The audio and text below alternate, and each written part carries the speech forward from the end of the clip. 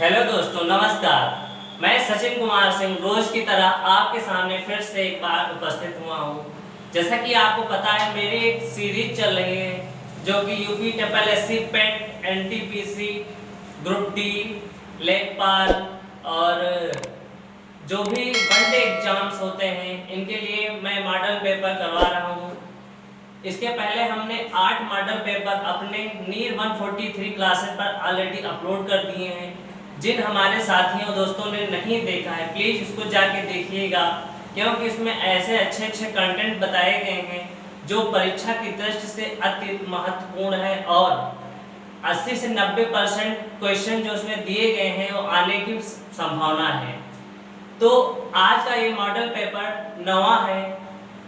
तो इसमें model paper में हम पार्ट 1 मॉडल पेपर 9 पार्ट 1 में हम स्टैटिक जीके के क्वेश्चन प्लस मैथ के क्वेश्चन पढ़ाएंगे और पार्ट 2 जो आएगा मॉडल पेपर 9 पार्ट 2, उसमें नीरज सर हमारे इंग्लिश के 5 क्वेश्चन, ज्योग्राफी, हिस्ट्री और इसी से और इंग्लिश के इसी तरह से 25 से 30 क्वेश्चन आपके सामने लेके आएंगे। तो दोस्तों, सेशन स्टार्ट करने से पहले मैं चाहता हूं कि हमारा जो चैनल है इसको शेयर किया जाए और सब्सक्राइब किया जाए, ताकि हम आप लोगों से और मोटिवेट हों, तो हम लोग आप के लिए जो है बेहतर से बेहतर और अच्छा कर पाएँ। तो चलिए आज का सेशन यहीं से स्टार्ट करते हैं। पहला क्वेश्चन है जो कि पाई चार्ट से संबंधित। दोस्तों, पाई चार्ट से क्वेश्चन यूपी ट्रिपल एससी पेट में है, एनटीपीसी सब में पाई चार्ट से संबंधित क्वेश्चन पूछे जाते हैं। तो पेट में जो है 20 क्वेश्चन पाई चार्ट से आएंगे। तो चलिए करते हैं, स्टार्ट करते हैं मॉडल पेपर 9। पहला क्वेश्चन जो है वो डीआई डाटा इंटरप्रिटेशन से संबंधित है। तो कह रहा है आलेख का ध्यान पूर्वक अध्ययन करो और प्रश्नों के उत्तर दो। ये आलेख बना हुआ है दोस्तों, जिसमें जो है 5 स्कूल दिए हुए हैं। ठीक है, 5 स्कूल कौन से? A B C D E. और ये जो कलर्ड है ये इसमें लिखा है अपेयर्ड स्टूडेंट। अपेयर्ड मतलब जो विद्यार्थी उपस्थित हुए हैं, और ये जो व्हाइट करके है ये पास है। जो ये पास जो जितने स्टूडेंट पास हुए हैं उनको दर्शा रहा है चार्ट। तो स्कूल ए में जो है अपेयर्ड स्टूडेंट कितने हैं? 9,500, 9,500। और पास कितने हैं, मतलब कितने स्टूडेंट पास हुए हैं स्कूल ए में? तो 7,500। इसी तरह से बी में अपीयर्ड स्टूडेंट है 8,000 और पास्ड है 6,000। सी में अपीयर्ड है 8,500 और पास्ड है 7,000। स्कूल डी में अपीयर्ड स्टूडेंट है 9,000 और पास्ड स्टूडेंट है 7,000। डी में 9,000 और 8,000। ई में है अपीयर्ड स्टूडेंट 6500 और पास्ट स्टूडेंट दोस्तों कितने हैं? 5,000।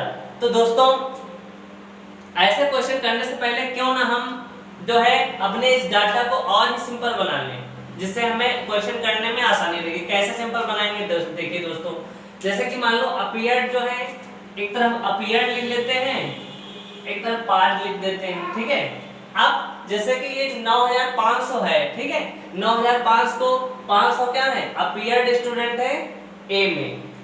ए स्कूल है, कितने स्कूल है? 5 है। ए बी सी डी ई कितने हैं? 5 स्कूल हैं। जैसे में अपीयर्ड ए में है 9500 है, इसको हम खाली 95 लिख लें। कितना लिख लें? 95। और पास्ट कितने हैं? 7500, इसको हम 75 लिख लें। ऐसे इसी तरह से लिख लेंगे तो हमारा जो है क्वेश्चन करने का तरीका और आसान हो जाएगा, है नहीं?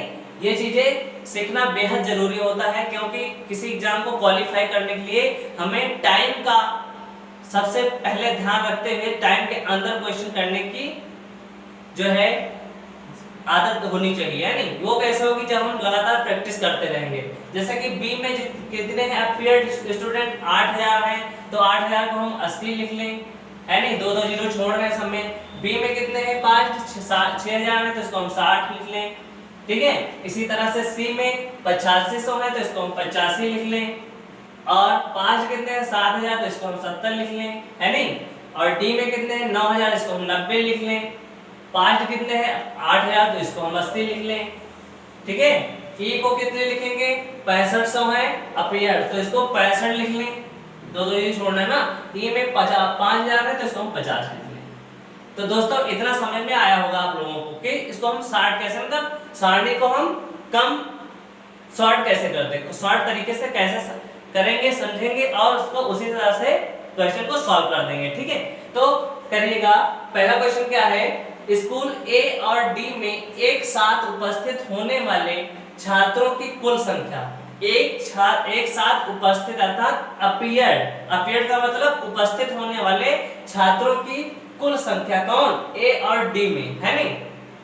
और समान स्कूल मतलब ए और डी के लिए कह रहा है, से उत्तीर्ण होने वाले मतलब 5 स्टूडेंट, छात्रों के बीच अंतर क्या है, छात्रों के बीच अंतर क्या है। दोस्तों इसको दो तरीके से कर सकते हैं, एक तो ए और डी को अपीयर्ड वाला हम जोड़ लें, ए और डी यानी 90 और 95 जोड़ लें, और पास्ट वाला अलग जोड़ लें, ए और डी का 75 और 80, तो जोड़ के दोनों से माइनस कर दें, अंतर आ जाएगा, है नहीं। दूसरा तरीका है कि हम यहीं पे डिफरेंस निकाल लें, क्या निकाल लें यहीं पे डिफरेंस, तो 95 से 75 गया तो कितना बचा दोस्तों, कितना बचा 20 बचा, कितना बचा 20 बचा, है नहीं। ए और डी के लिए यहीं से अंतर निकालने हैं, अंतर ही तो निकालना है। और डी में कह रहा है, डी में कितना है 90 से 80 माइनस कर लें, तो उधर 20 हुआ उधर 10 हुआ, कितना आ जाएगा आंसर, ऐसा कितना आएगा दोस्तों 20 और 10, भाई 90 से 80 गया तो 10 बचा, 20 और 10 कितना हो गया 30, कितना डिफरेंस है 30 का है। तो उम्मीद करता हूं ये क्वेश्चन बहुत ही अच्छी तरीके से आपको समझ में आया होगा। तो चलिए हम लोग अपने अगले क्वेश्चन की ओर चलते हैं। दोस्तों अब यहाँ पे जैसे 30 आया, ठीक है, हम लोग यहाँ पर 2 जीरो छोड़ रहे थे ना, तो डिफरेंस कितना आया हमारा 20 इधर आया, 90 का ए अपीयर्ड और पास्ट का 20 आया, और इधर डी का कितना है 10 आया, 20 10 कितना हुआ 30 हो गया। अब इधर 2 जीरो छोड़ रहे थे, दो जीरो हम बढ़ा देंगे तो कितनी है, अंतर कितना आ जाएगा 3000 आएगा, कितना आएगा दोस्तों 3000 आएगा। ठीक है, चलिए अपने अगले क्वेश्चन की ओर चलते हैं। दोस्तों हमारा अगला क्वेश्चन क्या कह रहा है, कह रहा है सभी कक्षा में उपस्थित होने वाले छात्रों और सभी कक्षा में उत्तीर्ण होने वाले छात्रों के बीच औसत एवरेज निकालना है, यानी सभी कक्षा में, है नहीं। तो कितने कक्षा ए बी सी डी है, school A B C D है नहीं, तो सभी कक्षा में 5 स्टूडेंट और अपीयर्ड स्टूडेंट है नहीं। तो उपस्थित अपीयर्ड हो गए, पास्ट क्या हुए ये 5 में जो उत्तीर्ण हो चुके हैं, नहीं। तो कैसे हम निकालेंगे, तो पहले तो हम इनका डिफरेंस निकाल लेंगे, क्या निकालेंगे भाई, कह रहा है सभी कक्षा में उपस्थित होने वाले छात्रों और सभी कक्षा में उत्तीर्ण होने वाले छात्रों के बीच औसत है नहीं, औसत पूछ रहा है। तो मैं मतलब पहले जो उपस्थित हुए हैं अपीयर जितने स्टूडेंट हैं उनको हम उनसे जो है पास्ट वाले माइनस कर लेंगे और डिवाइड किससे करेंगे, कितने कक्षा हैं A B C D E, 5 class है ना, 5 से डिवाइड कर देंगे। तो पहले हम डिफरेंस इसी तरह से निकालेंगे जैसे कि पहले हम लोगों ने निकाला था। डिफरेंस कैसे निकालेंगे, बहुत आसान तरीका, जोड़ के ऐसे करोगे, जोड़ के भी इधर जोड़ेंगे इधर जोड़ेंगे, डिफरेंस घटा के पता कर लेंगे, ये तरीका है। दूसरा उससे आसान तरीका क्या है, यहीं पे ना माइनस कर दिया जाए, तो यहीं पर माइनस करेंगे तो ये 15 बचा, ये 10 बचा, ये कितना बचा, ये 15 बचा, है नहीं, और ये 20 बचा, ये कितना बचा 20। समझ में आया, 95 से 75 गया तो 20, 80 से 60 गया तो 20, 85 से 70 गया तो 15, 90 से 80 गया तो 10, 65 से 15 गया तो 15, है नहीं, 50 गया सॉरी 15, है नहीं। तो सभी कक्षा कितने कक्षा है, A B C D E, 5 class है तो 5 से भाग कर देंगे, है नहीं। औसत तो निकालते हैं ऐसे, पदों का योग बटे पदों की संख्या। तो अब इनका डिफरेंस कितना आ रहा है 20 20 40, तो 20 प्लस 20 प्लस 15 प्लस 10 प्लस 15, तो जोड़ेंगे इसको, 15 15 30, 20 20 40 30 70, 70 10 80, कितना 80 बटे 5। अब इसको कट करेंगे तो 16 पंचे 80 होता है ना। अब जो 16 आया है इधर दो दो जीरो हम लोगों ने कम किया था ना, तो इधर 2 जीरो हम बढ़ा देंगे, है नहीं। ये शार्ट तरीका है। कैसे कम किया था? 95 को 95 100 को 95 लिखा था ना, तो इससे आसानी हो गया ना हमें। तो कितने इनके बीच उपस्थित होने वाले, सभी कक्षा में उपस्थित होने वाले छात्रों और सभी कक्षा में उत्तीर्ण होने वाले छात्रों के बीच औसत कितना है दोस्तों? 1600। ये आपका राइट आंसर है। तो चलिए अपने अगले क्वेश्चन की ओर हम लोग चलते हैं। दोस्तों अगला क्वेश्चन क्या कह रहा है हमारा? कह रहा है सभी विद्यालयों से उत्तीर्ण नहीं होने वाले छात्रों की कुल संख्या क्या है? छात्रों की कुल संख्या क्या है? दोस्तों आप यहाँ सब भाषा का ही खेल है, लैंग्वेज का ही खेल है कि क्वेश्चन कह क्या रहा है। तो दोस्तों क्या करेंगे, सभी विद्यालयों से उत्तीर्ण नहीं होने वाले छात्र कैसे निकालेंगे हम? भाई अपीयर्ड जितने हुए हैं और जितने पास हुए हैं उनको हम घटा देंगे, तो हमें क्या निकलेगा? जो विद्यार्थी पास नहीं हुए हैं अर्थात उत्तीर्ण नहीं हुए हैं वो पता चल जाएगा ना। जैसे कि विद्यालय ए में अपीयर्ड अर्थात उपस्थित 95 लिखा था मैंने ना, 95 लड़के उपस्थित हुए, उसमें से 75 जो है पास हुए हैं। तो असफल कितने रहे अर्थात अनुत्तीर्ण कितने रहे, उत्तीर्ण कितने नहीं हो, तो घटा के ही तो पता करेंगे ना। तो डिफरेंस कितना आएगा? 20। अब सभी विद्यालयों के लिए कह रहा है तो सभी विद्यालयों में हम डिफरेंस माइनस कर देंगे। 80 से 60 गया तो 20, 85 से 70 गया तो 15, 80 से 90 से 80 गया तो 10, 65 से 50 गया तो 15। ठीक है, तो कितने कुल संख्या कितनी है? अब जोड़ लेंगे कितना डिफरेंस आया है नहीं। तो कितना डिफरेंस पहले आया था? तो 20 plus 20 plus 15 plus 10 plus 15, total कितना आया? 80 आएगा। अब 80 आया, 2 जीरो हमने लोगों ने छोड़ा था ना, तो अब 2 जीरो यहाँ उठा के रख देंगे। तो कितने ऐसे विद्यार्थी हैं जो उत्तीर्ण नहीं हुए हैं? तो 8000 विद्यार्थी ऐसे हैं जो सभी विद्यालयों में उत्तीर्ण अर्थात पास नहीं हुए हैं। तो ये आपका राइट आंसर है। तो चलिए हम लोग अपने अगले क्वेश्चन की ओर चलते हैं। दोस्तों हमारा अगला क्वेश्चन क्या कह रहा है? कह रहा है यदि स्कूल डी में उपस्थित होने वाली लड़कियों से लड़कों की संख्या 1250 अधिक है। कितनी अधिक है? 1250 अधिक है। तो लड़के और लड़कियों के बीच क्या? लड़के और लड़कियों के बीच रेशियो ज्ञात करना है। क्या ज्ञात करना है? रेशियो अर्थात अनुपात ज्ञात करना है। दोस्तों इस डीआई का सबसे इंपॉर्टेंट था, सबसे अच्छा क्वेश्चन यही है देखा जाए तो, है नहीं। तो सबसे अच्छा क्वेश्चन ये कैसे करेंगे हम लोग? तो किस स्कूल की बात कर रहा है? School D. तो स्कूल डी में किस के लिए? अपीयर्ड स्टूडेंट के लिए, उपस्थित होने वाले, है नहीं। तो स्कूल डी में कितने स्टूडेंट हैं? 9000। क्या कहोगे आप? 9000। डी में अपीयर्ड अर्थात उपस्थित स्टूडेंट कितने हैं? 9000। अब कह रहा है लड़कियों से लड़कों की संख्या 1250 अधिक है। तो दोस्तों हम लोग क्या करेंगे? रेशियो लगाएंगे, 9000 इधर लिखेंगे, 9000 इधर लिखेंगे। अब क्या करेंगे? पहले तो कह रहा है अधिक है ना, तो पहले हम 9000 में 1250 इधर जोड़ेंगे और इधर क्या करेंगे? हम घटा देंगे, है नहीं। इससे क्या होगा? इससे हमें पता चल जाएगा कि कितने लड़के और लड़कियां हैं, है नहीं। तो लड़के इधर कितने हो जाएंगे आपके? 0। रेशियो लगाना ना, पहले लड़के हमें पता चल जाएंगे और इधर क्या? लड़कियां पता चल जाएंगी, है नहीं। कितनी है? अपीयर्ड स्कूल डी में अपीयर्ड स्टूडेंट, है नहीं। तो इधर 0 का 0, 5 2 9 1 10 अनुपात इधर जोड़ेंगे तो 0 5 2 घटाएंगे, सॉरी इधर क्या करेंगे हम लोग? घटाएंगे। 5 गया, 9 से 2 गया तो 7, है नहीं। इधर 8 से 1 गया तो 7, 0 5 9 से 2 गया 7 और 8 से 1 गया तो 7, है नहीं। अब इतना आ गया। अब रेशियो निकाल दो, 0 से 0 कट गया, 5 से काटो, 5 दूनी 10, 0 पचम 25, 5 एकम 5 पचम 25 पचम 25, है नहीं। तो कितना है? 205 रेशियो 155। अब फिर 5 से काट दो, 5 चक्कू 20, 5 एकम 5, 5 3 15, 5 एकम 5। तो रेशियो कितना आ गया दोस्तों?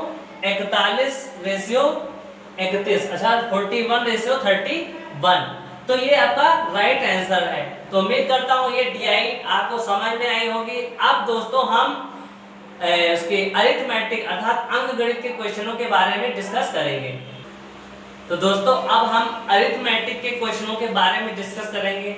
दोस्तों ये क्वेश्चन हम बहुत सिलेक्टेड और अच्छे लेवल के हमने क्वेश्चन रखे हैं जो मैं आपको बताने वाला हूं। तो दोस्तों वीडियो के अंत में आप देख करके बताइएगा कि आपको कैसा ये सेशन लगेगा। यदि अच्छा लगा हो तो लाइक और शेयर करिएगा और सब्सक्राइब करिएगा। तो चलिए हमारा पहला क्वेश्चन क्या कह रहा है। हमारा पहला क्वेश्चन कह रहा है कि एक फल विक्रेता ने 50 किलोग्राम संतरे को 48 रुपए प्रति केजी में खरीदा। एक फल विक्रेता है जो 50 किलो संतरे को 48 रुपए प्रति केजी में खरीदता है। यदि 10 केजी अर्थात 10 किलोग्राम संतरे सड़ गए हैं, 10 किलोग्राम संतरे क्या हुए, सड़ गए और उनको वो बेच नहीं सकता है। शेष संतरे वह 66 रुपए प्रति केजी पर बेचता है। कितने में बेचता है दोस्तों? 66 रुपए पर केजी पर बेचता है। तो विक्रेता द्वारा अर्जित लाभ, दोस्तों मोस्ट इंपॉर्टेंट क्वेश्चन है। ऐसे ही क्वेश्चन रेलवे, ग्रुप डी, लेखपाल, पेट इसी एग्जामों में आने वाले हैं, जैसे मंडी परिषद हुआ, नलकूप हुआ, ठीक है। तो हम ऐसे क्वेश्चनों को बहुत ही आसानी तरीके से लगाएंगे। कैसे लगाएंगे देखिएगा। तो पहले संतरे कितने हैं? 50 केजी। कितने हैं? 50 केजी। और उनको कितने में खरीदता है? 48 रुपए में पर केजी, है नहीं। तो ये हमारा क्या हुआ? सीपी हुआ, अर्थात क्या हुआ? कॉस्ट प्राइस, है नहीं, क्रय मूल्य हुआ। क्या हुआ? सीपी हुआ। अब रेशियो हम पहले निकाल दें सीपी और एसपी का। तो इतना तो समझ में आप लोगों को आ ही गया होगा। 50 किलो संतरे हैं और 48 रुपए पर केजी में बेच रहा है, तो 50 गुणे 48 हो गया। ये हमारा सीपी हो गया। अब हम एसपी कैसे निकालेंगे? एसपी अर्थात विक्रय मूल्य अर्थात सेलिंग प्राइस। तो कह रहा है 10 किलोग्राम संतरे सड़ गए, अर्थात 10 किलो सड़ गए। पहले कितने थे? 50 किलो। 10 किलो सड़ गए तो कितना बचा? 40 किलो कहोगे। कितना बचा? कहोगे सर जी 40 किलो, है नहीं। अब वो 40 किलो जो संतरे हैं उसको 66 रुपए पर केजी में बेचता है। तो 66 से क्या करेंगे? हम मल्टीप्लाई कर देंगे, ठीक है। अब इसको रेशियो कैसे निकालेंगे? 0 से 0 गया, है नहीं। और 4 से काटा 4 एकम 4, 4 दूनी 8, 4 एकम 4, ठीक है। 6 से काटो 6 दूनी 12, 11 छक्का 66। तो कितना हुआ? 5 की गुणा 2 से 5 दूनी 10 रेशियो 11। तो सीपी कितना हुआ? 10। सीपी कितना है? 10। एसपी कितना है? 11, है नहीं, 11 है। तो प्रॉफिट कितने का हुआ? कितने का प्रॉफिट कहोगे सर जी? 1 रुपए का। कितने का? 1 रुपए का। अब प्रॉफिट परसेंट ही तो निकालना है, तो प्रॉफिट परसेंट कैसे निकालेंगे? प्रॉफिट परसेंट बराबर जितने रुपए का प्रॉफिट हुआ वो 1 रुपए का प्रॉफिट हुआ इनटू 100 बटे में क्या रखते हैं? सीपी रखते हैं, अर्थात क्रय मूल्य कॉस्ट प्राइस रखते हैं। सीपी कितना है? 10 रुपए। 10 से डिवाइड कर देंगे तो 10 दहम 100। प्रॉफिट कितने परसेंट आ गया? 10%। ये आपका राइट आंसर होगा। तो उम्मीद करता हूँ ये क्वेश्चन बहुत ही बेहतरीन तरीके से आप लोगों को समझ में आया होगा। तो चलिए हम लोग अपने अगले क्वेश्चन की ओर चलते हैं। अगला क्वेश्चन क्या कह रहा है? कह रहा है एक बेलन के आधार का परिमाप 88 सेंटीमीटर है और बेलन की ऊंचाई 15 सेंटीमीटर है। तो उस बेलन का आयतन निकालना है, ठीक है। तो कैसे निकालेंगे? अब देखो दोस्तों, बेलन का परिमाप क्या होता है दोस्तों? 2 पाई आर होता है। क्या होता है? 2 पाई आर। परिमाप कितना दिया है? 88 सेंटीमीटर। 88 लिख ले। तो 2, अब इसको हल कर लो, यहाँ से आर की वैल्यू निकाल लेंगे हम ना। तो 2 इंटू पाई का मान 22/7 इंटू आर का मान निकालना है 88। 22 एकम 22, 22 चक्कू 88, 2 एकम 2, 2 दूनी 4, 2 की गुणा किससे होगी? 7 से। तो आर की वैल्यू कितनी है? 7 दूनी 14 सेंटीमीटर। कितना आएगा दोस्तों? 14 सेंटीमीटर। अब बेलन का आयतन कितना होता है?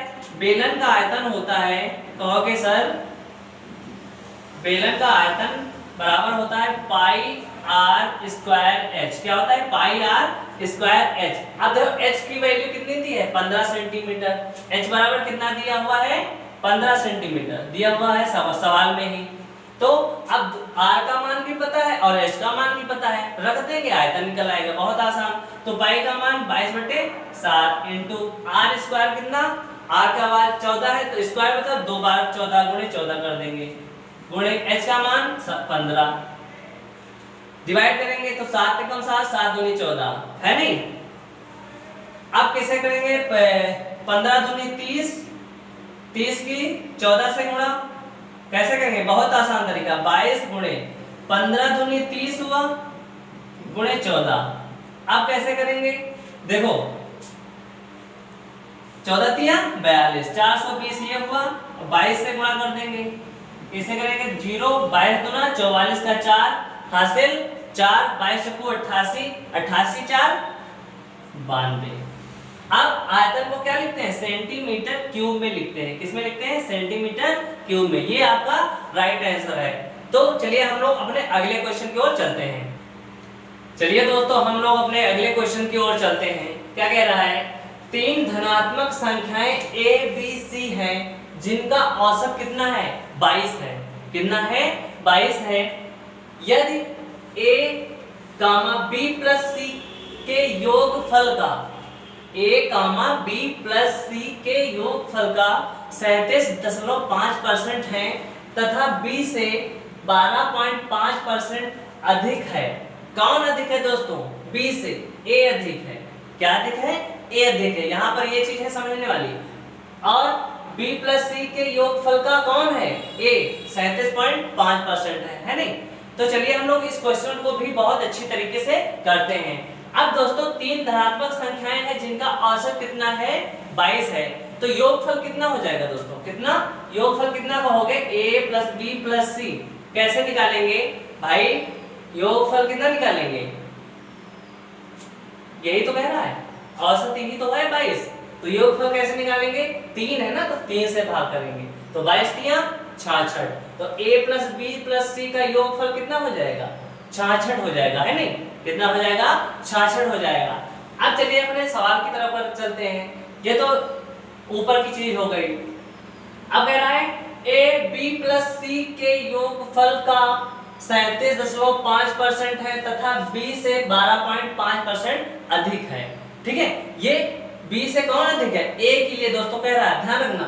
अब दोस्तों ये बताइए कि 12.5% को हम लोग क्या लिखते थे, क्या लिखते थे, तो कहोगे सर जी 12.5% को हम लिखते हैं 1/8। कितना लिखते हैं, 1/8। अब उसी तरह से 37.5% को क्या लिखेंगे हम, जब 12.5% को 1/8 लिखा तो 37.5% को कैसे लिखेंगे। अब 12.5% है, 12 से 37 हुआ तो कितनी बार गुणा हुआ, लगभग 12 तिया 36, अर्थात 3 से गुणा हुआ। तो 1/8 को हम 3 से गुणा करेंगे तो कितना हो जाएगा, 3/8। तो 37.5% को हम क्या लिखते हैं, 3/8। इतना समझ में आप लोगों को आ गया होगा। चलिए अब कह रहा है, ये यहाँ पे देखिए b तथा b से 12.5% अधिक है, कौन, a। तो a और b का रेशियो कितना हो गया, 1/8 अधिक है, कौन, a b से, है नहीं। तो b का वैल्यू कितनी है, 8, कितनी है, 8। तो a की कितनी, 1 अधिक है, तो 8 है, कितना हुआ, 1 की 9 हो जाएगी, कितनी हो जाएगी, 9। अब यहां से इधर देखते हैं, a b प्लस c के योगफल का, अर्थात a बटे b प्लस c बराबर कितना है, 37.5, अर्थात 3/8 है, कितना है, 3/8। अब दोस्तों हम यहाँ पर a b c का रेशियो निकालेंगे। कैसे निकालेंगे, अब a की वैल्यू यहाँ कितनी है, 9 है, कितनी है, 9 है। यहाँ कितनी है, 3 है। तो 3 को 9 बनाने के लिए हम 3 से गुणा करेंगे। जब ऊपर 3 से गुणा किया तो नीचे भी 3 से गुणा कर लेंगे। अब यहाँ से a b c की वैल्यू कितनी हो जाएगी दोस्तों, बताओ। a की हो गई 9, a की कितनी हो गई, 9, और b की हो गई 8, b की कितनी हो गई, 8 हो गई ना। तो c की कितनी हुई, c की कितनी हुई, c की कहोगे 16, कितनी हुई, 16, है नहीं। अब दोस्तों क्या कह रहा है, c की 16 हो गई ना। अब कह रहा है a प्लस बी प्लस सी का योगफल कितना है, 66 निकला है। तो c की वैल्यू, अब मोटा मोटा देखिए, अब देखो सवाल का ही, भाषा का ही खेल है। अब यहाँ पर जोड़ के कितना हुआ, 9 8 17, 17 16 कितना हुआ, 33 हुआ ना। a प्लस बी प्लस सी यहाँ से कितना निकल रहा, 33 निकला। अब मान कितना है, 66, अर्थात सम में किससे गुणा होगा, 2 से होगा। सवाल ही कह रहा 2 से गुणा कर देंगे तो a की वैल्यू कितनी हो गई, 18, b की हो गई 16, c की हो गई 16 दूनी 32। तो c की वैल्यू पूछ रहा है तो c का मान कितना हो जाएगा, 32। ये आपका राइट आंसर है। दोस्तों सवाल की भाषा समझो, फिर उसको आराम से कर लोगे, क्योंकि क्वेश्चन में ही उसका आंसर छिपा होता है। हमें बस समझना है कि कैसे हमको करना है, ठीक है। तो चलिए हम लोग अपने अगले क्वेश्चन में चलते हैं। बहुत ही इंटरेस्टिंग क्वेश्चन लग रहे होंगे, बहुत ही मजा आ रहा होगा दोस्तों, क्योंकि ऐसे ही क्वेश्चन एग्जाम में अधिकतर इसमें पूछे जाते हैं, ठीक है। तो कह रहा है ए ने 2 आइटम प्रत्येक को इतने रुपए में, यही रुपए हमें निकालने हैं, में खरीदा। उसने एक वस्तु को 16% लाभ पर और दूसरे को 7% हानि पर बेचा, ठीक है। यदि उसके द्वारा कुल लाभ 216 रुपए है तो रिक्त स्थान में क्या आएगा, मतलब जो ए ने 2 आइटम खरीदे हैं वो कितने में खरीदे हैं, ये हमको क्या है, निकालना है। तो कैसे निकालेंगे दोस्तों, ये भी जो है भाषा का ही इसमें खेल है और इस क्वेश्चन में है कुछ नहीं। कैसे करेंगे, देखो कह रहा है पहले वस्तु को उसने 16% लाभ पर बेचा, दूसरे को 7% हानि पर। अब ये बताइए कुल मिलाकर उसको लाभ होगा या हानि होगा, तो कहोगे सर जी उसको लाभ होगा। कैसे, जो लाभ वाला परसेंटेज ज्यादा है और हानि वाला कम है, क्योंकि पहले वस्तु को 16% लाभ पर बेचा, दूसरे को हानि पर बेचा है। तो 16 से 7% गया तो कितना बचा, कितना 9%, क्या बचा 9%।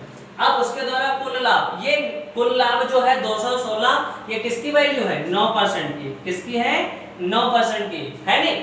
जब 9% की वैल्यू 216 तो 1% की वैल्यू कैसे निकालोगे, 9 एकम 9 भाग कर देंगे, 9 दूनी 18, है नहीं, 3 9 चौकू 36, 1% की वैल्यू कितनी है, 24। अब कोई चीज, अब जैसे उसने 2 आइटम खरीदे थे तो उसको 100% में खरीदा होगा, क्योंकि कोई भी वस्तु हो वो अपने आप में कितनी होती है, 100% होती है। जब 1% की वैल्यू 24 रुपए तो 100% की वैल्यू कितनी हो जाएगी दोस्तों, इधर तो 0 बढ़े तो इधर भी तो 0 पड़ने चाहिए ना, 2400 रुपए। ये आपका राइट आंसर है। तो रिक्त स्थान में क्या आएगा, 2400, ये आपका राइट आंसर है। तो उम्मीद करता हूँ सेशन बहुत ही अच्छा लग रहा है। ये लग रहा हो तो लाइक और शेयर करिएगा और सब्सक्राइब करिएगा। चलिए हम लोग अपने अगले क्वेश्चन की ओर चलते हैं। चलिए दोस्तों हमारे अगले क्वेश्चन क्या कह रहे हैं दोस्तों, जो 9 नंबर क्वेश्चन है ट्रिग्नोमेट्री से संबंधित है। ये बहुत ही अच्छा क्वेश्चन है। कैसे करेंगे, कह रहा है tan 43 अंश इंटू tan 47 अंश साइन स्क्वायर 35 अंश प्लस 1/cot ब्रैकेट में 47 अंश cot 43 अंश cosec स्क्वायर 55 अंश, है ना। इसके हमें वैल्यू ज्ञात करनी है। तो दोस्तों कैसे ज्ञात करेंगे दोस्तों, अब पता है आपको, इसमें से tan 43 या tan 47 में एक को बदलेंगे हम तो कट जाएगा, इसका मान कितना हो जाएगा, कितना हुआ 1 हुआ, इंटू साइन स्क्वायर 35 अंश प्लस 1 कितना हो जाएगा। अब cot 47 है cot 43 है, गुणे में है ना इंटू में, तो इसमें किसी एक को चेंज कर लेंगे हम तो कट जाएगा। इसकी वैल्यू भी कितनी हो जाएगी, 1 हो जाएगी। कितनी हो जाएगी दोस्तों, 1 इंटू cosec स्क्वायर 55 अंश, है नहीं। अब दोस्तों यहाँ से साइन स्क्वायर 35 अंश की गुणा 1 से हो गया तो साइन स्क्वायर 35 अंश प्लस 1 अब देखो 1 cosec को क्या लिखे, 1 साइन स्क्वायर 55 लिखते हैं, क्योंकि cosec को 1 साइन लिखते हैं नहीं। अब साइन ऊपर गया, ये 1 के गुणे में तो साइन स्क्वायर ऊपर हो गया, तो साइन स्क्वायर 35 अंश ये हो गया प्लस साइन स्क्वायर 55 अंश।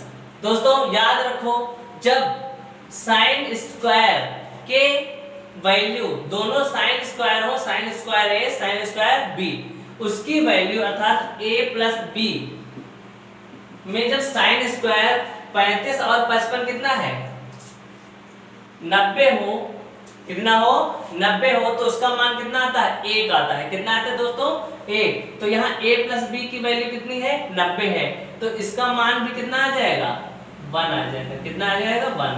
ये आपका राइट आंसर है। तो दोस्तों ये उम्मीद करता हूँ बहुत ही अच्छी तरीके से समझ में आया होगा ये क्वेश्चन। चलिए हम लोग अपने अगले क्वेश्चन की ओर चलते हैं। क्या कह रहा है, कह रहा है ए ने 25,000 रुपए के निवेश से एक व्यवसाय शुरू किया। एक कोई आदमी है जो 25,000 रुपए के निवेश से एक व्यवसाय शुरू करता है। 4 वर्ष के बाद बी 30,000 रुपए के निवेश पर उसके साथ शामिल होता है। 4 वर्ष बाद बी शामिल होता है 30,000 रुपए लेकर। आरंभ में n वर्ष के अंत में a और b के लाभांश क्रमशः 3a और 2a है। तो n का मान अर्थात इनका मान ज्ञात मूल्य ज्ञात करना है। तो कैसे ज्ञात करेंगे दोस्तों, आप लोगों को पता है कि इन्वेस्टमेंट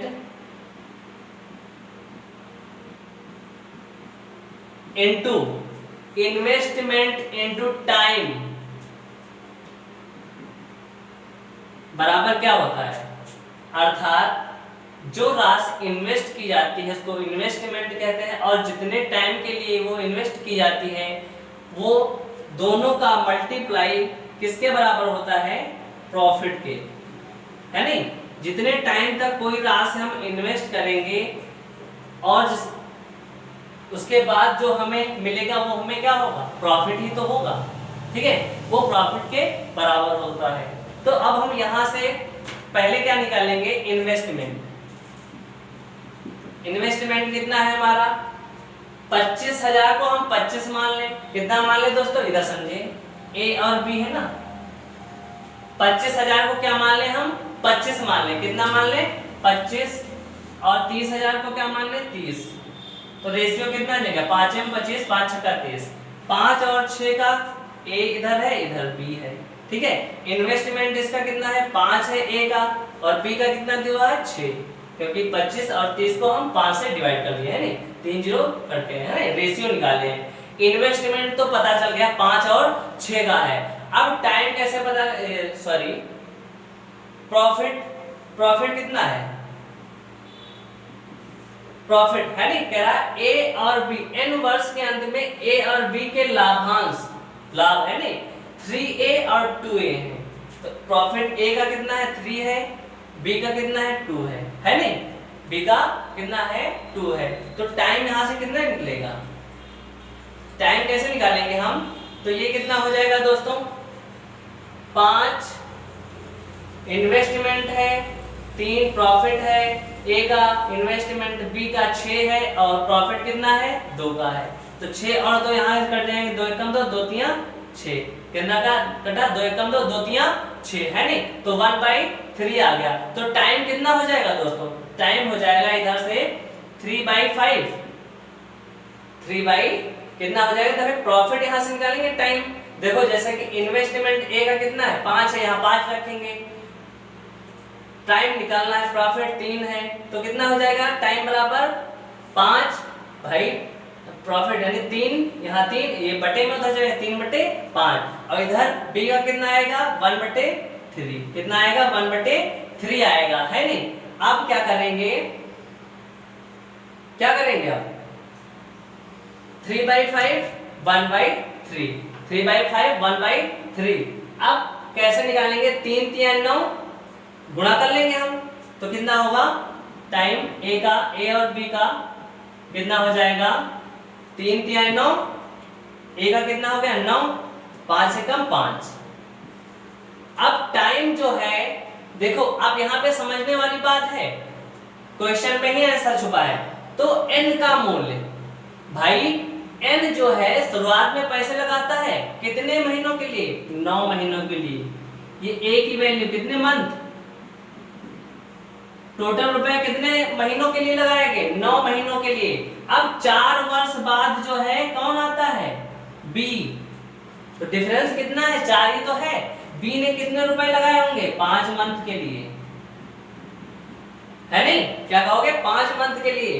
तो n की वैल्यू कितनी है अधिकतम 9, तो n का मान कितना आ गया 9, है नहीं, n मतलब टाइम, है नहीं, कितने समय के लिए धन लगाया गया। तो ये यहाँ पर राइट आंसर है दोस्तों। ये भाषा का ही सारा खेल है। तो उम्मीद करता हूँ ये सेशन आपको बहुत ही अच्छा लगा होगा। तो चलिए हम इसके बाद स्टैटिक जीके के क्वेश्चनों के बारे में डिस्कस करेंगे। चलिए दोस्तों, अब हम स्टैटिक जीके के क्वेश्चनों के बारे में डिस्कस करेंगे। इसके पहले मैथ का पोर्शन आप लोगों का हो चुका है। तो दोस्तों हमारा पहला क्वेश्चन क्या है? पहला क्वेश्चन कह रहा है कि हड़प्पा सभ्यता का कौन सा नगर 3 भागों में विभाजित था? हड़प्पा सभ्यता का कौन सा नगर 3 भागों में विभाजित था? तो दोस्तों ऑप्शन पहला है कालीबंगा, लोथल, धोलावीरा, चनहुदड़ो। दोस्तों इससे जो सारे ऑप्शन है आंसर तो मैं बताऊंगा, बट जितने ऑप्शन है उसके बारे में भी मैं एक्स्ट्रा फैक्ट आप लोगों को दूंगा। तो इसका राइट आंसर कौन सा हो जाएगा दोस्तों? धोलावीरा। कौन सा हो जाएगा दोस्तों? धोलावीरा। अदर ऑप्शन को डिस्कस कर ले, जैसे कि कालीबंगा। कालीबंगा किसके लिए क्वेश्चन पूछा जाता है? कालीबंगा में जो है जुते हुए खेत के प्रमाण, जुते हुए खेत के प्रमाण जो है कहां से पाए जाते हैं? तो कालीबंगा में पाए जाते हैं, ठीक है। और चनहुदड़ो और लोथल की बात करें तो लोथल कहाँ है दोस्तों? गुजरात में। कहाँ है? गुजरात में, है नहीं? कहाँ है दोस्तों? लोथल गुजरात में है। जो कि अब गुजरात में दोस्तों जहां लोथल है, यहाँ समुद्री संग्रहालय स्थापित किया जा रहा है, किया जा रहा है। दोस्तों ये क्वेश्चन करंट का है, बट गुजरात में लोथल जो जगह है वहां पे समुद्री संग्रहालय स्थापित किया जा रहा है। दोस्तों अगला ऑप्शन जो है चनहुदड़ो। चनहुदड़ो से ये क्वेश्चन आता है कि मनके बनाने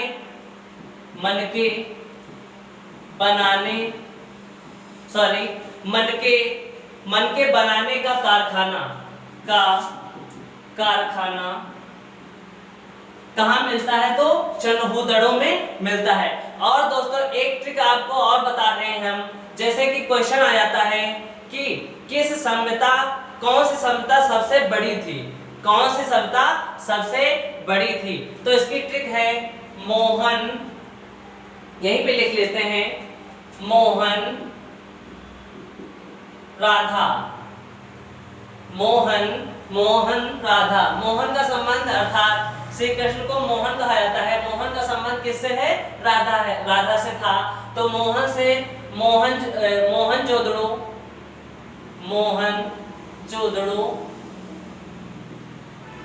जो सभ्यता थी वो सबसे बड़ी नगरीय सभ्यता थी। उसके बाद रा से राखीगढ़ी,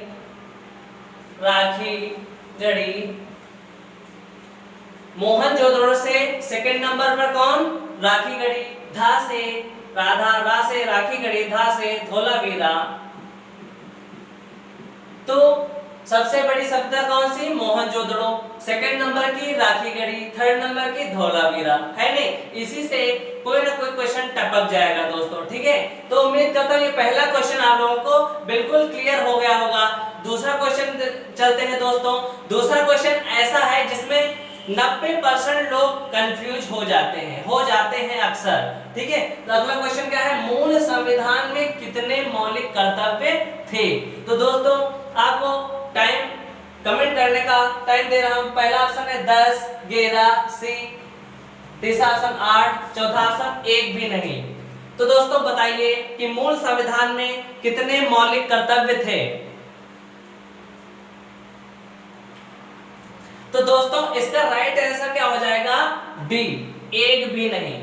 अर्थात जब अर्थात संविधान बनके तैयार हुआ था तब उसमें एक भी मौलिक कर्तव्य, मूल संविधान में एक भी मौलिक कर्तव्य नहीं थे।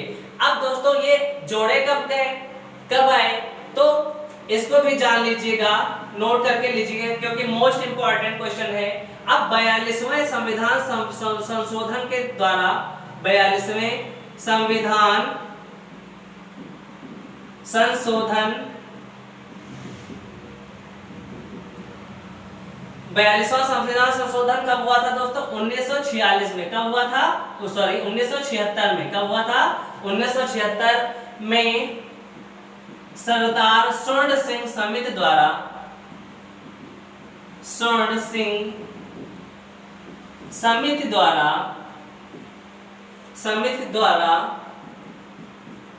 10 मौलिक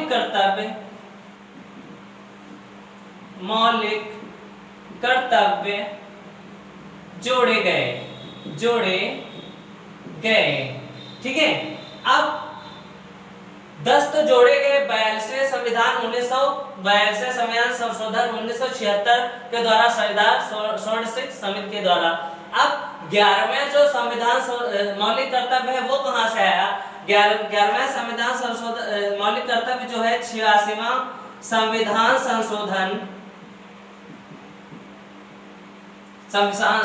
संशोधन से 11वां मौलिक कर्तव्य जोड़ा गया। तो दोस्तों 11वां जो मौलिक कर्तव्य है किस संविधान संशोधन के द्वारा जोड़ा गया? तो 86वें संविधान संशोधन के द्वारा 11वां मौलिक कर्तव्य जोड़ा गया। उसके पहले 42वें संविधान संशोधन 1976 के द्वारा सरदार स्वर्ण सिंह समिति के द्वारा 10 मौलिक कर्तव्य जोड़े गए। तो मूल संविधान में एक भी मौलिक कर्तव्य नहीं था। अब मूल संविधान में कितने अनुच्छेद थे दोस्तों?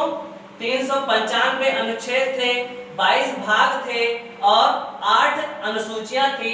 अब जो वर्तमान में संविधान है उसमें कितने अनुच्छेद हैं दोस्तों? तो 470 अनुच्छेद हैं और 12 अनुसूचियां हैं। ठीक है, यही सारा सब कुछ पूछा जाता है। और दोस्तों जो मौलिक कर्तव्य है किस देश से लिए गए हैं? तो आपका राइट आंसर क्या होगा? रूस से लिए गए। कहां से लिए गए? रूस से मौलिक कर्तव्य अर्थात फंडामेंटल राइट लिए गए हैं। तो दोस्तों ये क्वेश्चन के सारे ऑप्शन अर्थात सारे डाउट जो एक्स्ट्रा फैक्ट में बता रहा हूं वो सारे क्लियर हो रहे होंगे। तो चलिए हम लोग अपने अगले क्वेश्चन की ओर चलते हैं। दोस्तों हमारा अगला क्वेश्चन क्या है? कह रहा है कांग्रेस की पहली भारतीय महिला अध्यक्ष कौन थी? कांग्रेस की पहली भारतीय महिला अध्यक्ष कौन थी? तो कौन थी दोस्तों? पहला ऑप्शन है Annie Besant, Sarojini Naidu, C option Sonia Gandhi, D option Indira Gandhi. तो इसका राइट आंसर क्या हो जाएगा दोस्तों? सरोजिनी नायडू। कौन थी दोस्तों? सरोजिनी नायडू। इसके अलावा दोस्तों सरोजिनी नायडू जो है ये जो है अगर जो आपसे पूछा जाए कि स्वतंत्र भारत की पहली महिला राज्यपाल कौन थी, तो कौन थी दोस्तों? सरोजिनी नायडू। कौन थी? सरोजिनी नायडू। किस राज्य की थी? उत्तर प्रदेश की थी। कहां की? उत्तर प्रदेश की। अब दोस्तों जो है ये सरोजिनी नायडू से एक क्वेश्चन और याद आता है कि इनके जन्मदिन पर अर्थात 13 फरवरी को राष्ट्रीय महिला दिवस मनाया जाता है। महिला दिवस मनाया जाता है किसके जन्मदिन पर? सरोजिनी नायडू के जन्मदिन पर। अगला ऑप्शन है एनी बेसेंट। एनी बेसेंट क्या है? कांग्रेस की एनी बेसेंट और सोनिया गांधी, इंदिरा गांधी। इंदिरा गांधी से क्या याद आता है दोस्तों? इंदिरा गांधी जो है भारत की प्रथम महिला प्रधानमंत्री थी। भारत की प्रथम महिला प्रधानमंत्री कौन थी? तो इंदिरा गांधी आपका राइट आंसर हो जाएगा। चलिए अपने अगले क्वेश्चन की ओर चलते हैं। हमारा अगला क्वेश्चन क्या कह रहा है? समान सिविल संहिता का उल्लेख किस संविधान के अनुच्छेद में है? अर्थात समान सिविल संहिता का उल्लेख संविधान के किस अनुच्छेद में है? पहला ऑप्शन 44, 17, 40, 79। तो राइट आंसर क्या हो जाएगा आपका? 44। क्या हो जाएगा 44।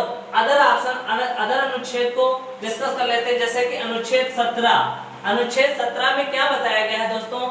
अस्पृश्यता का अंत, अस्पृश्यता का अंत अर्थात छुआछूत, छुआछूत का अंत किस अनुच्छेद में बताया गया? 17 में। इसके अलावा अनुच्छेद 40 में क्या बताया गया दोस्तों? ग्राम पंचायत का गठन, ग्राम पंचायत का गठन किस में बताया गया दोस्तों? अनुच्छेद 40 में बताया गया है। इसके अलावा 79 मोस्ट इंपॉर्टेंट, हमने आप लोगों को बताया था एक लड़की का नाम क्या था? सरला। सरला को याद कर लो, 3 अनुच्छेद याद हो जाएंगे अपने आप। सा से संसद, रा से राज्यसभा, ला से लोकसभा, लोकसभा। तो 79, फिर 80 अनुच्छेद, अनुच्छेद 81। तो 79 में क्या है दोस्तों? संसद के बारे में बताया गया है। अनुच्छेद 80 में क्या बताया गया है? राज्यसभा। 81 में क्या बताया गया है? लोकसभा। सरला, सा से संसद, अनुच्छेद 79, रा से राज्यसभा, अनुच्छेद 80, ला से लोकसभा, अनुच्छेद 81। तो दोस्तों चलिए हम लोग अपने अगले क्वेश्चन की ओर चलते हैं। चलिए दोस्तों हमारा अगला क्वेश्चन है, क्या कह रहा है? कह रहा है कार्ल लैंडस्टीनर ने किसकी खोज की? तो पहला ऑप्शन है जीवित कोशिका, रक्त परिसंचरण तंत्र, रक्त समूह, सी ऑप्शन, डी ऑप्शन आनुवंशिकता के नियम। तो राइट आंसर हो जाएगा आपका रक्त समूह, ब्लड ग्रुप। ब्लड ग्रुप की खोज अर्थात कार्ल लैंडस्टीनर ने रक्त समूह की खोज की। अब रक्त अर्थात रक्त के बारे में और हम लोग क्या डिस्कस कर सकते हैं? रक्त एक लिक्विड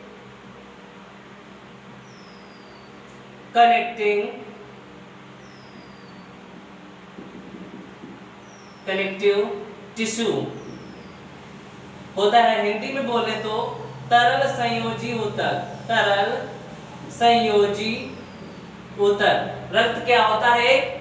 रक्त बोले तो रक्त एक तरल संयोजी ऊतक होता है जिसका पीएच मान, पीएच वैल्यू 7.4 होती है। और पीएच की बात करें तो पीएच एक पैमाना होता है जो किसी तरल पदार्थ की अम्लीयता या क्षारीयता या उदासीनता को दर्शाता है। पीएच का फुल फॉर्म होता है दोस्तों पोटेंशियल ऑफ हाइड्रोजन। पीएच का फुल फॉर्म क्या होता है? Potential of hydrogen. ठीक है। अब पीएच पैमाना की खोज किसने की? तो दोस्तों सोरेनसन नामक वैज्ञानिक ने पीएच पैमाना की खोज की। तो उम्मीद करता हूं ये रक्त समूह के बारे में आपको पूरा डिस्कस हो गया होगा। चलिए अगले ऑप्शन की ओर चलते हैं, जैसे कि जीवित कोशिका। जीवित कोशिका की खोज किसने की दोस्तों? तो ल्यूवेनहॉक ने किसकी खोज की? जीवित कोशिका की। अगला ऑप्शन है रक्त परिसंचरण तंत्र, तो विलियम हार्वे। अब रक्त की बात फिर से आई है, तो रक्त जो होता है, रक्त एक तरल संयोजी ऊतक होता है। और एक क्वेश्चन पूछा जाता है सर्वग्राही और सर्वदाता कौन सा ग्रुप होता है? तो सर्वग्राही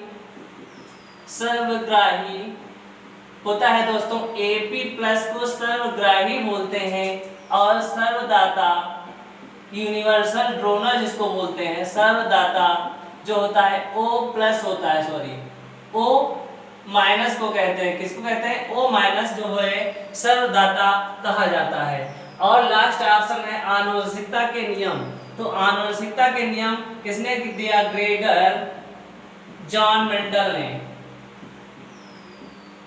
जॉन मेंडल ने आनुवंशिकता के नियम दिए। तो राइट आंसर दोस्तों क्या हो जाएगा? कार्ल लैंडस्टीनर ने किसकी खोज की? तो रक्त समूह की। अगले ऑप्शन पे चलते हैं। सत्यमेव जयते का उल्लेख कहां पर है? तो पहला ऑप्शन है मुंडकोपनिषद, ज्वालामुखोपनिषद, सी ऑप्शन ऋग्वेद, चौथा जय माता दी। ठीक है दोस्तों, तो इसका राइट आंसर हो जाएगा मुंडकोपनिषद। अब मुंडकोपनिषद कहां से लिया गया है? तो दोस्तों ऋग्वेद से।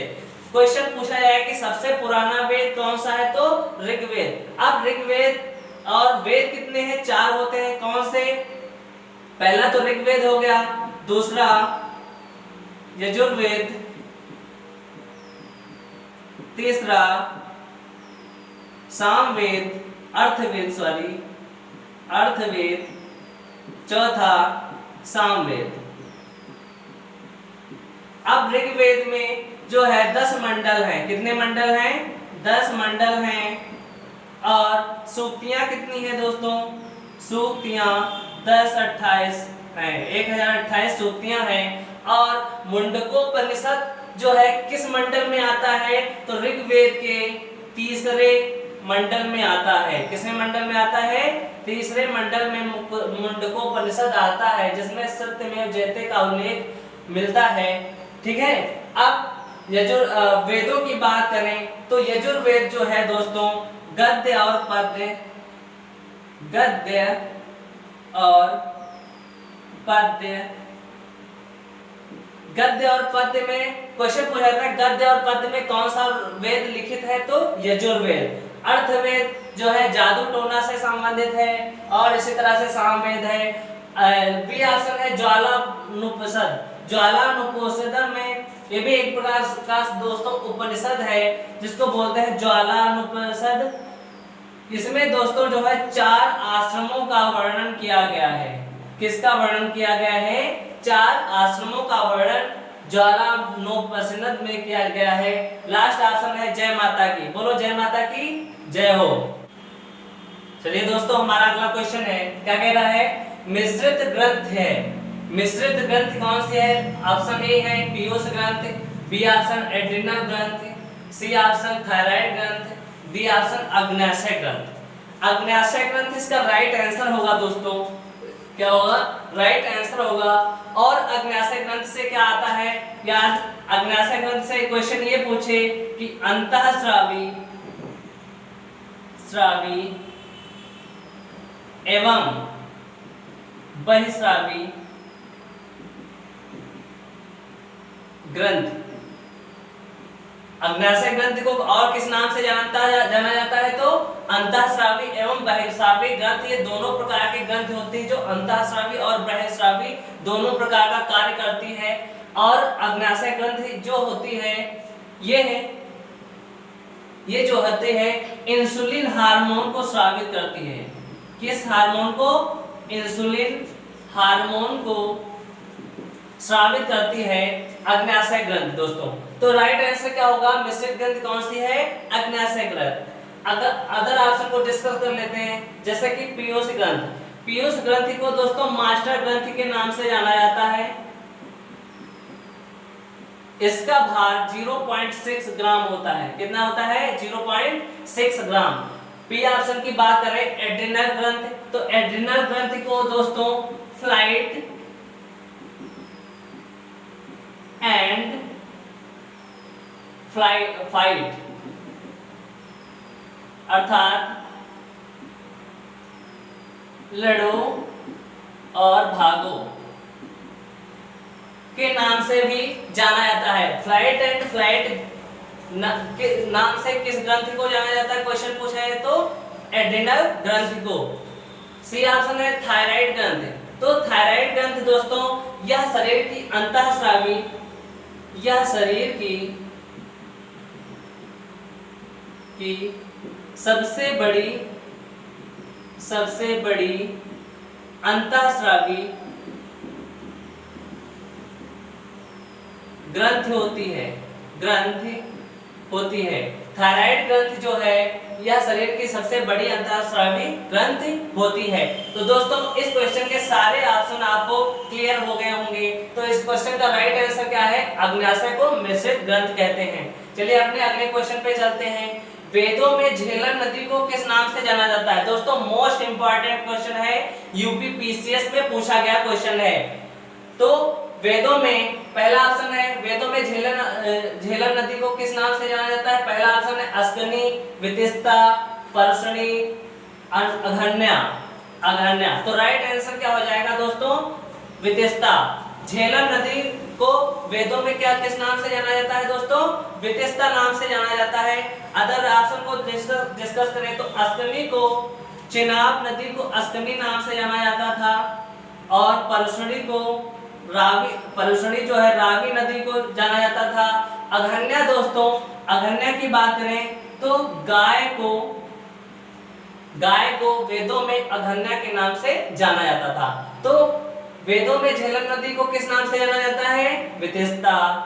अष्टमी किस नदी को कहा जाता था?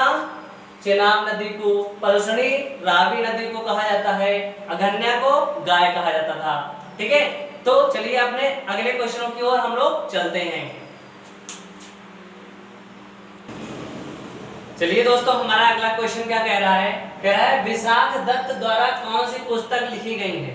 तो दोस्तों ये मोस्ट इंपॉर्टेंट है। इसके अलावा मैंने जो ऑप्शन रखे हैं वो भी एग्जाम में आ ही जाते हैं। तो जैसे कि पहला ऑप्शन है इंडिका, मृगकटिकम, मृच्छकटिकम, सी ऑप्शन मुद्रा राक्षस, डी ऑप्शन कादम्बरी। तो इसका राइट आंसर क्या हो जाएगा? विशाख दत्त द्वारा कौन सी पुस्तक लिखी गई? तो मुद्रा राक्षस। इसके अलावा पहला ऑप्शन बात करें इंडिका, इंडिका किसके द्वारा लिखी गई? तो मेगास्थनीज के द्वारा लिखी गई। मेगास्थनीज के द्वारा कौन सी पुस्तक लिखी गई दोस्तों? इंडिका। मृगकटिकम तो ये शूद्रक के द्वारा लिखी गई। मोस्ट इंपॉर्टेंट है दोस्तों, शूद्रक के द्वारा कौन सी पुस्तक लिखी गई? मृच्छकटिकम। ठीक है, अगला ऑप्शन है कादम्बरी। कादम्बरी जो है किसके द्वारा लिखी गई? तो बाण भट्ट के द्वारा, बाण भट्ट के द्वारा जो है कादम्बरी नामक पुस्तक लिखी गई। और ये क्वेश्चन पूछा जाता है कि बाण भट्ट जो है किसके शासन काल में थे? तो हर्षवर्धन के शासन काल में थे। हर्षवर्धन के शासन काल में कौन थे? बाण भट्ट थे। और ये क्वेश्चन दोस्तों इससे हर्षवर्धन से पूछा जाता है कि हेनसांग जो चीनी यात्री था वो किसके शासन काल में भारत आया? तो हर्षवर्धन के काल में। हेनसांग, हेनसांग, हा से हर्षवर्धन, हा से हेनसांग, ऐसे याद रखिएगा। हेनसांग जो है चीनी यात्री हर्षवर्धन के शासन काल में भारत आया। और बाणभट्ट के द्वारा रचित पुस्तक कौन सी है? कादम्बरी। और हर्षवर्धन के शासन काल में बाणभट्ट थे। ठीक है, ऐसे याद रखिएगा। तो इस क्वेश्चन का राइट आंसर क्या हो जाएगा? मुद्रा राक्षस। चलिए अपने अगले क्वेश्चन की ओर चलते हैं। अगला क्वेश्चन क्या है दोस्तों? धम्मचक्र प्रवर्तन का संबंध किससे है? तो दोस्तों ये जो है धम्मचक्र प्रवर्तन जो भगवान किससे है? धम्मचक्र प्रवर्तन जो है किससे संबंधित है दोस्तों? तो अब जैसे कि पहला ऑप्शन है सारनाथ, लुम्बिनी, बोधगया, कुशीनगर। तो दोस्तों तो लाइट ऑफ इसे किसे कहा जाता है? भगवान बुद्ध को। किसको कहा जाता है? भगवान बुद्ध अर्थात गौतम बुद्ध को कहा जाता है। अब दोस्तों पहला ऑप्शन इसका राइट होगा। जैसे कि धम्मचक्र प्रवर्तन का संबंध किससे है? सारनाथ। अब सारनाथ से क्या आता है? भगवान बुद्ध ने यहाँ पहला उपदेश दिया था। पहला उपदेश कहाँ दिया था? सारनाथ में। किसने? भगवान बुद्ध ने। ये पहला उपदेश को ही हम क्या बोलते हैं? हम लोग धम्मचक्र प्रवर्तन कहते हैं। इसका राइट आंसर ए हो जाएगा। B option Lumbini, C option है बोधगया, डी ऑप्शन है कुशीनगर। तो दोस्तों लुम्बिनी में क्या हुआ था? भगवान बुद्ध का जन्म हुआ था। जन्म की बात करें तो लुम्बिनी में। और बोधगया में क्या हुआ था? ज्ञान की प्राप्ति। ज्ञान की प्राप्ति कहाँ हुई थी दोस्तों? बोधगया में। किस वृक्ष के नीचे बोले तो पीपल वृक्ष के नीचे, है नहीं। अब कुशीनगर की बात करें तो यहाँ इनको महापरिनिर्वाण की प्राप्ति हुई थी। महापरिनिर्वाण की प्राप्ति कहाँ हुई थी दोस्तों? तो कुशीनगर में। तो दोस्तों आज का सेशन आपको बहुत अच्छा लगा होगा। यदि अच्छा लगा है तो कमेंट में लिख के जरूर बताइएगा और अपने दोस्तों को ये नीट 143 क्लासेस जो है यूट्यूब पे इसको शेयर करिएगा, बताइएगा और सब्सक्राइब करिएगा। आज के लिए इतना ही। Thank you so much.